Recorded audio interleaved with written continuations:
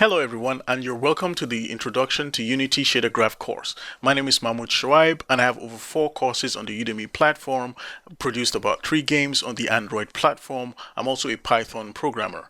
Now this course is broken down into 8 sections.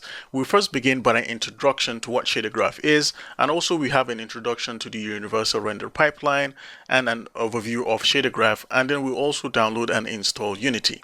In this course, we were going to be creating a light flicker effect, a dissolve shader effect, a TV effect, a jelly shader effect, a cartoon style water, and then finally we'll wrap up everything we've learned by creating a mini project where we create an electricity effect shader on an imported game asset. All the game assets for this course, or all assets we're going to use, including textures or audio files, are going to be made available as a zip file. So you can open up the zip file and get every access to every content. This course is intended for beginners in case you've never come across Shadergraph in Unity and are confused by a lot of complex tutorials.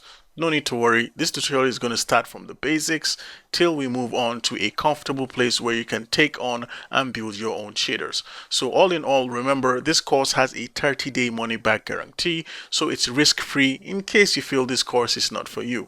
I'm really excited to get started in the course and I can't wait to see you then.